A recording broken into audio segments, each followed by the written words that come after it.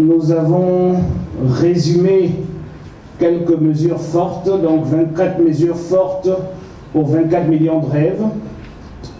Ces mesures fortes que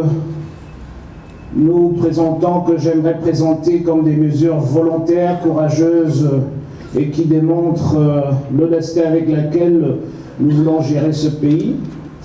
La première de ces mesures fortes, c'est la forme de l'État. Donc la forme de l'État fédéral calquée sur les 10 régions actuelles. Ensuite, il y a une mesure qui me tient à cœur, que vous connaissez certainement depuis quelques années déjà. C'est celle de la création d'un SMIC, un salaire minimum interprofessionnel de croissance à 160 000 francs sur 5 ans pour soutenir la consommation. Ensuite, nous pensons qu'il est urgent,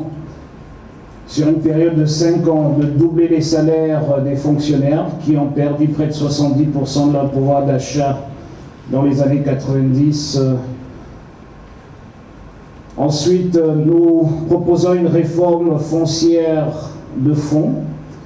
qui devrait amener chaque famille camerounaise à avoir la possibilité d'avoir un titre foncier. Ensuite, nous allons,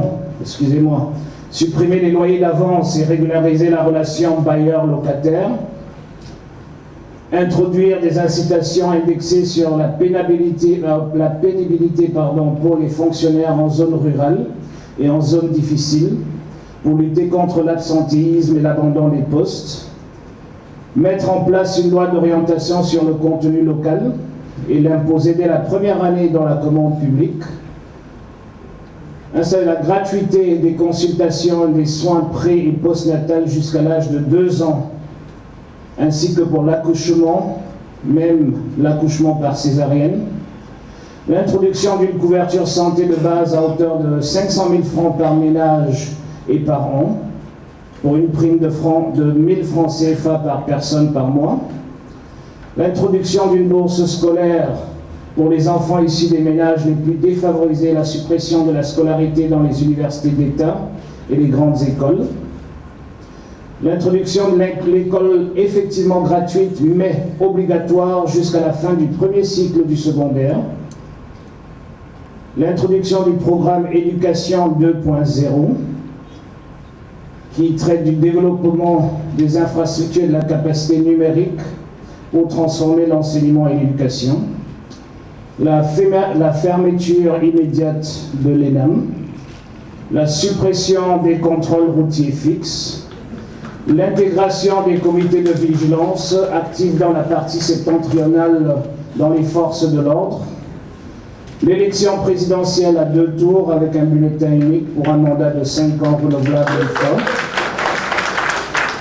la mise en place d'une conférence nationale vérité, réconciliation et réparation, ainsi que d'un programme de désarmement, de démobilisation et de réinsertion, la délocalisation du chef-lieu de la région du centre dans une autre localité de la région du centre,